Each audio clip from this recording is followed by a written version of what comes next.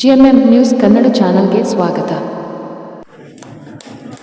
ಶಿಡ್ಲಘಟ್ಟ ತಾಲೂಕು ಆಡಳಿತ, ತಾಲೂಕು ಕಾನೂನು ಸೇವೆಗಳ ಪ್ರಾಧಿಕಾರ ಹಾಗೂ ಸರ್ಕಾರಿ ಪ್ರಥಮ ದರ್ಜೆ ಕಾಲೇಜು ಇವರ ಆಶ್ರಯದಲ್ಲಿ 14ನೇ ರಾಷ್ಟ್ರೀಯ ಮತದಾರರ ದಿನಾಚರಣೆಯನ್ನು ನಗರದ ಪ್ರಥಮ ದರ್ಜೆ ಕಾಲೇಜಿನ ಆಡಿಟೋರಿಯಂನಲ್ಲಿ ನ್ಯಾಯಾಧೀಶ ಯಮನಪ್ಪ ಕರೆ ಹನುಮಪ್ಪ ರವರ ಅಧ್ಯಕ್ಷತೆಯಲ್ಲಿ ನಡೆಯಿತು. ವಿಶ್ವಾಸವುಳ್ಳ ಭಾರತದ ಪೌರರಾದ ನಾವು ನಮ್ಮ ದೇಶದ ಪ್ರಜಾಸತ್ತಾತ್ಮಕ ಸಂಪ್ರದಾಯಗಳು ಮತ್ತು ಮುಕ್ತ, ನ್ಯಾಯಸಮ್ಮತ ಮತ್ತು ಶಾಂತಿಯುತ ಚುನಾವಣೆಗಳ ಘನತೆಯನ್ನು ಎತ್ತಿ ಹಿಡಿಯುತ್ತೇವೆಂದು ಮತ್ತು ಪ್ರತಿಯೊಂದು ಚುನಾವಣೆಯಲ್ಲಿ ನಿರ್ಭೀತರಾಗಿ ಮತ್ತು ಧರ್ಮ, ಜನಾಂಗ, ಜಾತಿ, ಮತ, ಭಾಷೆ ಅಥವಾ ಯಾವುದೇ ಪ್ರೇರೇಪಣೆಗಳ ದಾಕ್ಷಿಣ್ಯಗಳಿಂದ ಪ್ರಭಾವಿತರಾಗದೆ ಮತ ಚಲಾಯಿಸುತ್ತೇವೆಂದು ಈ ಮೂಲಕ ಪ್ರತಿಜ್ಞೆ ಸ್ವೀಕರಿಸುತ್ತೇವೆ.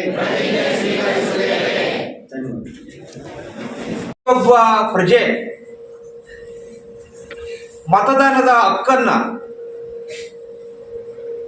ಚಲಾಯಿಸಿ ಈ ದೇಶವನ್ನ ಕಟ್ಟುವಲ್ಲಿ ಅವರ ಪಾತ್ರ ಹೇಗಿದೆ, ಈ ಮತದಾನ ಆಗುವ ಮೂಲಕ ದೇಶವನ್ನ ಕಟ್ಟುವಲ್ಲಿ ಅವರ ಪಾತ್ರದ ಬಗ್ಗೆ ಅರಿವನ್ನ ಮತ್ತು ಜಾಗೃತಿಯನ್ನ ಮೂಡಿಸಬೇಕನ್ನುವಂತ ಮೂಲ ಉದ್ದೇಶವನ್ನು ಇಟ್ಟುಕೊಂಡೇ ಈ ಕಾರ್ಯಕ್ರಮದ ಉದ್ದೇಶ. ನಮಗೆ ಸ್ವತಂತ್ರ ಬರೋಕ್ಕಿಂತ ಮುಂಚೆ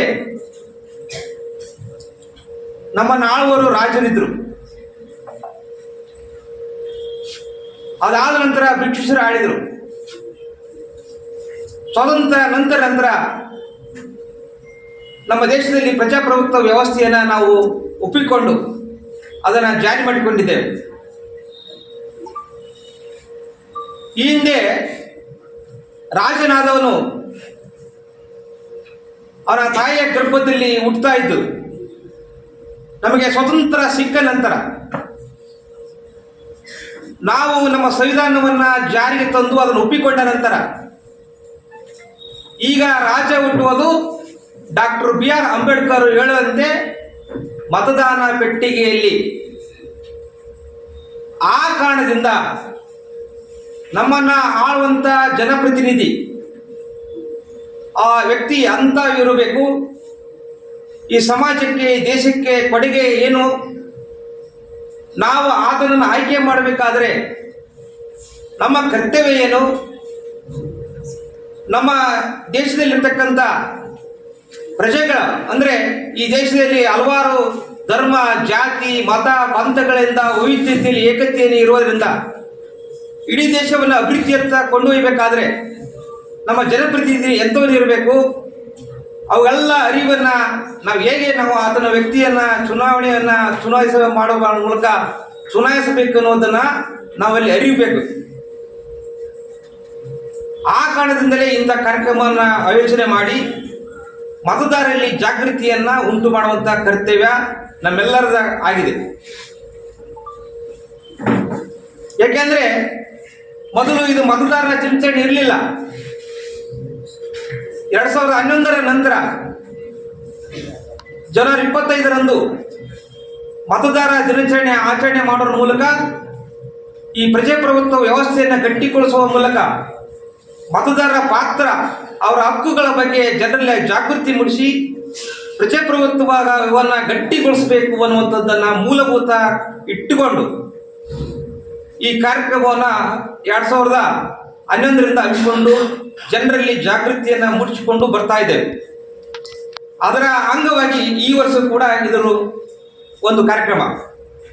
ಈಗಾಗಲೇ ಹೇಳಿರುವಂತೆ ಮೊನ್ನೆ ಲೋಕಸಭಾ, ಮುಂದಿನ ದಿನಗಳಲ್ಲಿ ಲೋಕಸಭಾ ಚುನಾವಣೆಗಳು ಬರ್ತಾ ಇವೆ. ಹಿಂದೆ ವಿಧಾನಸಭಾ ಚುನಾವಣೆ ಆದವು.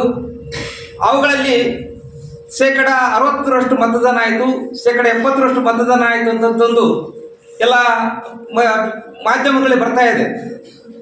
100% ಮತದಾನ ಆಗಬೇಕು. ಕಾರಣ ಆ 100ಕ್ಕೂ 100 ಜನ ನಾವೆಲ್ಲ ಮತದಾನವನ್ನು ಚಲಾಯಿಸಿ ನಾವು ಪ್ರತಿನಿಧಿ ಎಂಥವ್ನು ಇರಬೇಕಂತ, ಎಂಥ ವ್ಯಕ್ತಿ ಇರಬೇಕಂತ ನಾವು ಆಯ್ಕೆ ಮಾಡಿಕೊಂಡಾಗ ಉತ್ತಮ ವ್ಯಕ್ತಿಯನ್ನು ನಾವು ಆಯ್ಕೆ ಮಾಡಿಕೊಳ್ಳಲು ಸಾಧ್ಯತೆ ಇರ್ತದೆ. 100% ಮತದಾನವನ್ನು ಆಗಬೇಕು. ಆ ಕಾರಣದಿಂದ ನೀವು ಇಲ್ಲೇನೇ ಇದ್ರಿಲ್ಲ, ಯುವತಿಯರು ತಾವು ಮತವನ್ನು ಚಲಾಯಿಸಬೇಕು. ತಮ್ಮ ಅಕ್ಕಪಕ್ಕದವ್ರ ಮನೆಯಲ್ಲಿ, ತಮ್ಮ ಮನೆಯಲ್ಲಿ ಯಾರ್ಯಾರ ಸ್ನೇಹಿತರು ಸಂಬಂಧಿಗಳಿದ್ದರೆ ಅವರಿಗೆ ಜಾಗೃತಿ ಮೂಡಿಸಿ ಅವರಿಗೆ ಮತದಾನ ಅಂದರೆ ಏನು, ಅವರ ಏನು ಮತದಾನ ಮಾಡೋ ಮೂಲಕ ನಾವು ಏನು ಮಾಡಬಹುದು ದೇಶಕ್ಕೆ ಅನ್ನೋದಂತನ್ನ ತಾವೆಲ್ಲ ಅರಿವನ್ನು ಇಲ್ಲಿ ತಿಳ್ಕೊಂಡಂಥ ವಿಷಯವನ್ನು ಅಕ್ಕಪಕ್ಕದವ್ರಿಗೆ ಹೇಳಿ ತಾವೆಲ್ಲರೂ ಕೂಡ ಎಲ್ಲವರನ್ನ ಜಾಗೃತಿ ಮೂಡಿಸಿ ಅದರ ಬಗ್ಗೆ ಅರಿವನ್ನು ಮೂಡಿಸಬೇಕನ್ನುವಂಥದ್ದನ್ನು ಈ ಕಾರ್ಯಕ್ರಮದ ಉದ್ದೇಶ.